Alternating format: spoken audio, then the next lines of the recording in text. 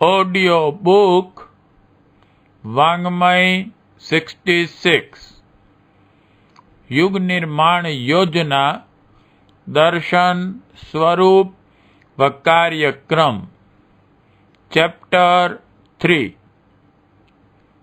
Part 9 युग निर्माण की आध्यात्मिक पृष्ठभूमि। युग निर्माण की पृष्ठभूमि राजनैतिक एवं सामाजिक नहीं वरन आध्यात्मिक है। इतना महत्वपूर्ण कार्य इसी स्तर पर उठाया या बढ़ाया जा सकता है। राजनैतिक एवं सामाजिक सुधार प्रयत्नों में वह श्रद्धा, भावना, तत्परता एवं गहराई नहीं हो सकती जो आध्यात्मिक स्तर पर किए गए प्रयत्नों में संभव है। हम इसी स्तर से कार्य आरंभ कर रहे हैं, इसलिए हम सबको उपासना, तपश्चर्या एवं आध्यात्मिक भावनाओं से ओतप्रोत होना चाहिए तथा योजना के संपर्क में आने वाले दूसरे लोगों को भी इसी भावना से प्रभावित करना चाहिए। हमारे सुधार आंदोलन आध्यात्मिक लक्ष्य की पूर्ति के लिए एक साधन मात्र है, इसलिए साधन के साथ साध्य को भी ध्यान में रखना ही होगा।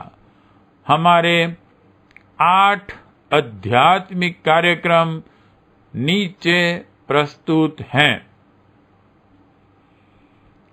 कार्यक्रम 1 गायत्री उपासना। संस्कृति का मूल उद्गम गायत्री महामंत्र है। उसमें जीवनोत्कर्ष की समस्त शिक्षाएं बीज रूप में मौजूद हैं। उपासना का मूल उद्देश्य भावनाओं और प्रवृत्तियों का सन्मार्ग की ओर प्रेरणा प्राप्त करना ही तो होता है। यह आधार गायत्री में है और उसकी उपासना में वह शक्ति भी है कि अंतःकरण को इसी दिशा में मोड़े।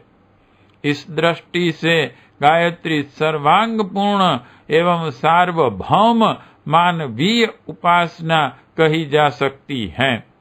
उसके लिए हमें नित्य नियमित रूप से कुछ समय निकालना चाहिए, चाहे वह समय 5 मिनट का ही क्यों न हो।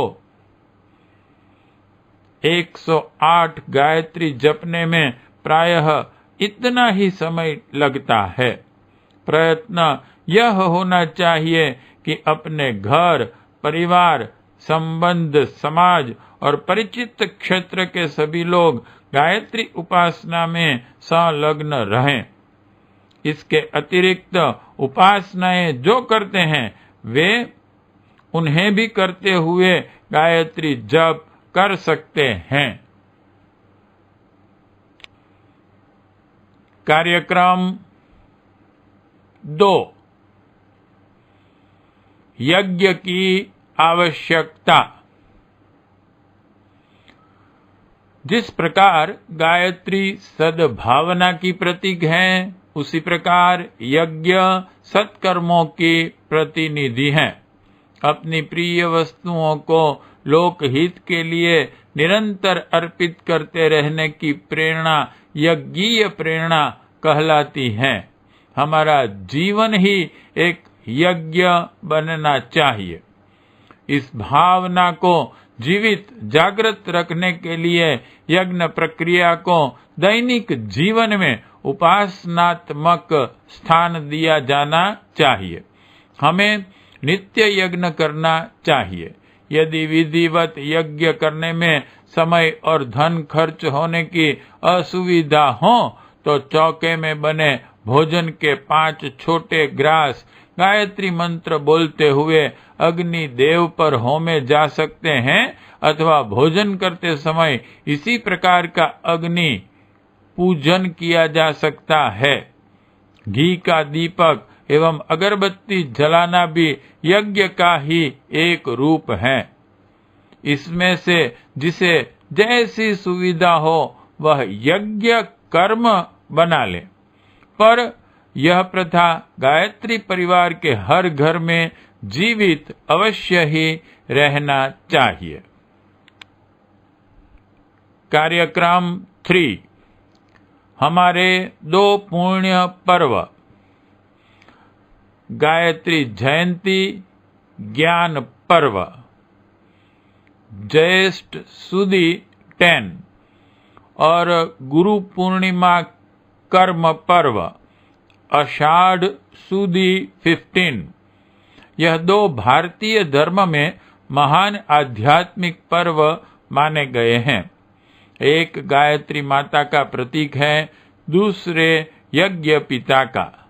इन पर्वों को हमें बाह्य और आंतरिक दोनों ही स्तरों पर उत्साहपूर्वक मनाना चाहिए।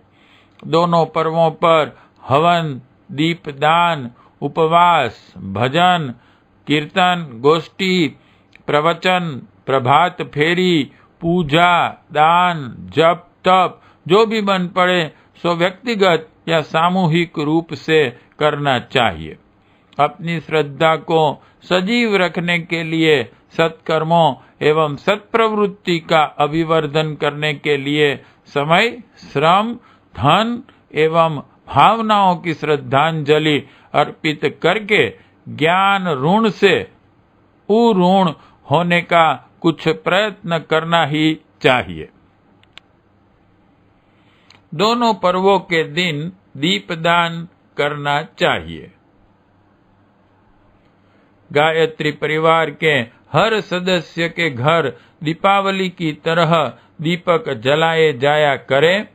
इन 3 दिनों में 1.25 लाख या 24,000 जिससे जितना बन पड़े एक अनुष्ठान भी करने का प्रयत्न करना चाहिए।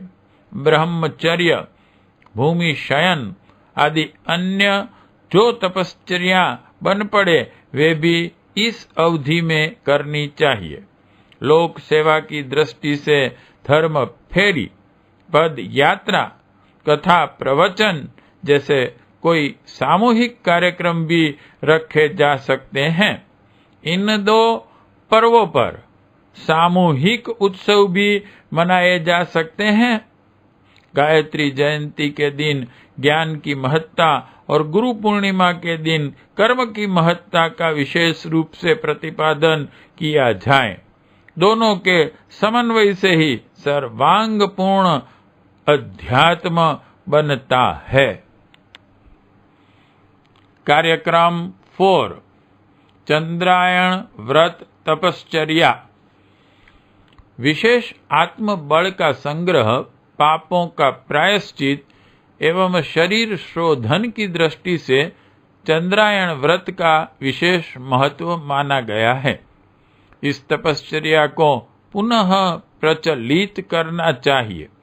प्रयत्न यह होना चाहिए कि व्यक्तिगत एवं सामूहिक रूप से तपश्चर्या जगह जगह होने लगे। इसे करने वाले को शारीरिक एवं मानसिक कायाकल्प होने जैसा लाभ मिलता है। युग निर्माण के कार्यकर्ताओं को एक चंद्रायण तपश्चर्या करके एक महत्वपूर्ण परीक्षा उत्तीर्ण कर लेनी चाहिए। इससे एक महान कार्य को संपादित कर सकने लायक अपनी आंतरिक क्षमता और प्रामाणिकता बढ़ेगी। कार्यक्रम 5, पंचकोशी विशिष्ट साधना। उच्च आध्यात्मिक स्तर को विकसित करने के लिए पंचकोशी गायत्री उपासना आवश्यक है। अन्नमय कोश, प्राणमय कोश, मनोमय कोश, विज्ञानमय कोश और आनंदमय कोश को विकसित करके आत्म साक्षात्कार की स्थिति तक पहुंचने के लिए इस साधना की बहुत उपयोगिता है। जिसने उसे आरंभ किया है उसने आशाजनक प्रगति की है। जो अभी तक उसे आरंभ नहीं कर सके हैं, उन्हें उसके लिए प्रयत्न करना चाहिए। कार्यक्रम 6, आत्मचिंतन और सत्संकल्प। युग निर्माण का सत्संकल्प हमें नित्य प्रातः उठते समय और रात को सोते समय पढ़ना चाहिए।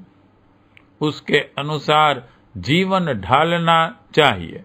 सोते समय दिन भर के कर्मों का लेखा खोजा लेना चाहिए और जो भूलें उस दिन हुई हों वे दूसरे दिन न होने पावे, ऐसा प्रयत्न करना चाहिए।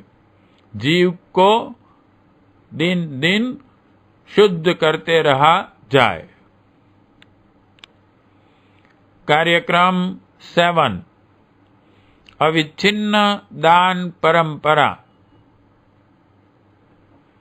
नित्य कुछ समय और कुछ धन परमार्थ कार्यों के लिए देते रहने का कार्यक्रम बनाना चाहिए। दान हमारे जीवन की एक अविच्छिन्न आध्यात्मिक परंपरा के रूप में चलता रहे। इस प्रकार अपनी आजीविका का एक अंश नियमित रूप से परमार्थ के लिए लगाया जाता रहे। इसके लिए कोई धर्म पेटी या धर्म घट में अन्न या पैसा डालते रहा जाए। यह धन केवल सद्भावना प्रसार के ज्ञान यज्ञ में ही खर्च हो। युग निर्माण का आधार वही तो है। इसी प्रकार धर्म प्रचार के लिए, जन संपर्क के लिए कुछ समय भी नित्य दिया जाए। नित्य न बन पड़े तो साप्ताहिक अवकाश के दिन अधिक समय दे करके दैनिक क्रम की पूर्ति की जाए। सद्भावनाओं के प्रसार और जागरण के लिए जन संपर्क ही प्रधान उपाय हैं। इसमें झिझक या संकोच करने की, अपमान अनुभव करने की तनिक भी आवश्यकता नहीं। कार्यक्रम 8, सत्याग्रही स्वयंसेवक सेना। सामाजिक कुरीतियों एवं नैतिक बुराइयों को मिटाने के लिए राग द्वेष से रहित, संयमी, मधुर व्यवहार वाले और दृढ़ चरित्र व्यक्तियों की एक ऐसी सत्याग्रही सेना गठित की जानी है जो दूसरों को बिना कष्ट पहुंचाए अपने ही त्याग तप से बुराइयां छुड़ाने के लिए कष्ट सहने को तैयार हों। सत्याग्रह कहाँ, किस सीमा तक, किस प्रकार किया जाए, यह एक बहुत ही दूरदर्शिता का प्रश्न है। इन सब बातों का ध्यान रखते हुए सत्याग्रही स्वयंसेवक सेना का गठन और उसके द्वारा बुराइयों के उन्मूलन की व्यवस्था भी करनी ही पड़ेगी। इसके लिए उपयुक्त व्यक्तियों को अपना नाम स्वयंसेवकों की श्रेणी में लिखाना चाहिए। पार्ट 9 समाप्त।